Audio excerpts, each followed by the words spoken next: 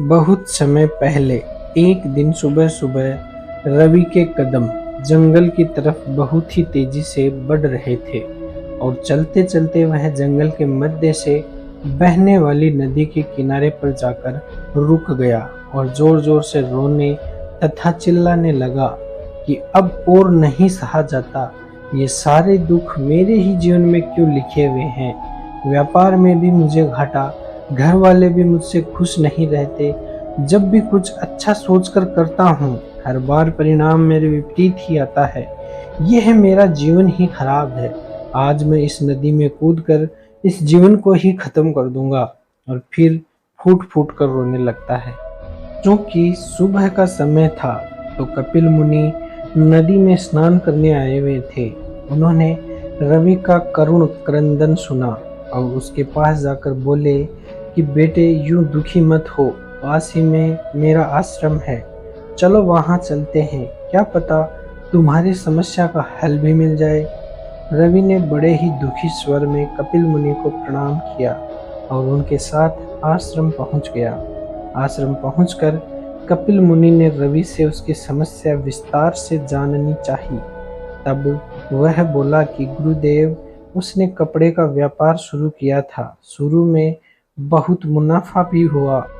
तब मुझे देखकर मेरे एक मित्र ने भी कपड़े का व्यापार उसी शहर में शुरू किया।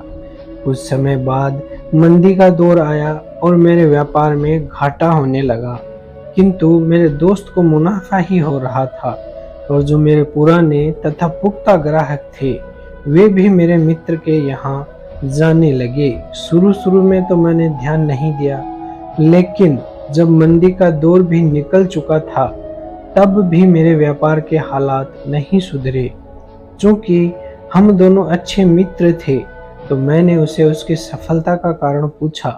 तब उसने बताया कि उसने समय समय पर अपने कपड़ों के आकार प्रकार को बदला और कुछ छूटें ग्राहकों को दी, जिससे उसका व्यापार चलता रहा। उसके कहे अनुसार कुछ बदलाव मैंने भी किए, किंतु मेरा व्यापार अभी भी घाटे में ही है और इसी वजह से मेरे घर वाले भी मुझसे दुखी ही रहते हैं। उसकी समस्या सुन कपिल मुनि अपने आसन से उठे तथा अपने शिष्यों से पूछा कि हमारे आश्रम में सबसे अच्छी खीर कौन बनाता है।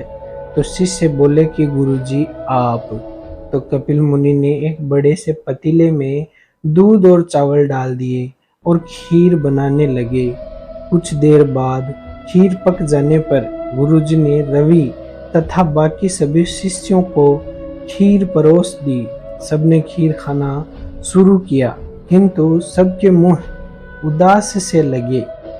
तब कपिल मुनि ने खुद खीर चखी तो पता चला कि खीर में गुड़ डालना ही भूल गए थे। तब उन्होंने रवि से कहा कि लाओ ये खीर फेंक देते हैं, यह बेस्वाद है। तब रवि ने मना करते हुए कहा कि गुरुदेव, इसे तो सही किया जा सकता है गुड़ डालकर, तो फेंकें क्यों। तब गुरुजी ने कुछ गुड़ सबकी खीर में डाला, फिर भी खीर मीठी नहीं हुई। फिर कपिल मुनि गुस्सा हो गए और बोले कि फेंको इसे, यह आज मीठी नहीं होने वाली।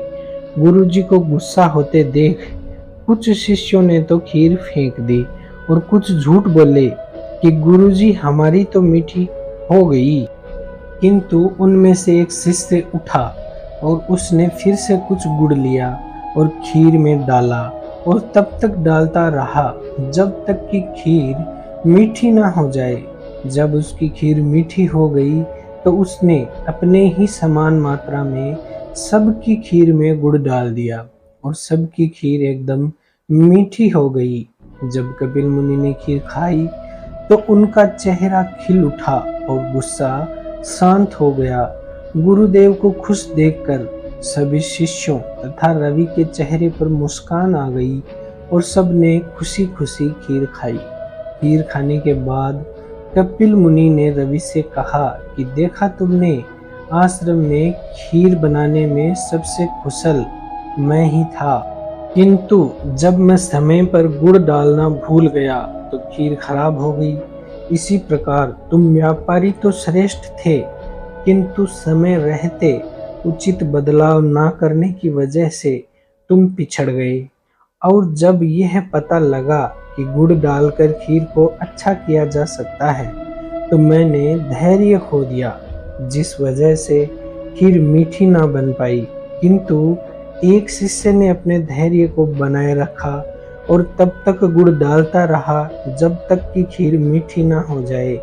इसी प्रकार तुमने बदलाव तो किए, किंतु धैर्य नहीं रखा। अब गलती की है तो ठीक होने में वक्त तो लगेगा ही। क्या पता अभी भी कुछ ऐसा बदलाव तुम अपने व्यापार में करने से चूक रहे हो, जो कि ग्राहकों को सबसे अधिक लुभावना लगे। और जब मैंने गुस्सा किया, तब तुम सब दुखी हो गए तथा कुछ तो खीर खाए बिना भी रह गए। इसी प्रकार तुम्हारे अपने जब तुम्हें गुस्से में देखते हैं तो दुखी रहते हैं, क्योंकि वे तुमसे प्रेम करते हैं और वे तुमसे नहीं, तुम्हारी परेशानियों की वजह से दुखी हैं। जब तुम खुश हो जाओगे, वे भी खुश हो जाएंगे। अब रही अंतिम और सबसे जरूरी बात, मुझे बताओ कि खीर अच्छी नहीं बनी, इसमें इस पतीले की क्या गलती थी? रवि बोला कि गलती तो आपकी थी, पतीला बिल्कुल निर्दोष था। तब कपिल मुनि बोले, उसी प्रकार गलतियां तुमने की हैं, इसमें तुम्हारे इस शरीर, तुम्हारी श्वास, तुम्हारे इस जीवन का क्या दोष है? जैसे हमें इस पतीले को गुस्से में तोड़ने का अधिकार नहीं है, वैसे ही इस जीवन को भी हमें खत्म करने का कोई हक और अधिकार नहीं है। तो जाओ और अपनी खीर में गुड़ तब तक डालते रहो जब तक कि वह मीठी ना हो जाए। जब मीठी हो जाएगी तो पतीला भी अपना मिठास छोड़ ही देगा और उस मिठास से सब अपने भी खुश हो जाएंगे। इस प्रकार रवि को अपनी गलती का एहसास हुआ और उसने फिर ग्राहकों से जाना कि उन्हें क्या चाहिए और उसी हिसाब से अपने व्यापार में समय समय पर बदलाव किए। अब वह भी समय के साथ चलने लगा था और इन्हीं समय के साथ उठते कदमों की वजह से उसका जीवन भी सुख, समृद्धि और प्रेम से भर गया। दोस्तों, कहानी अच्छी लगी हो तो लाइक, शेयर, कमेंट करें और चैनल को सब्सक्राइब करना ना भूलें। जय हिंद, वंदे मातरम।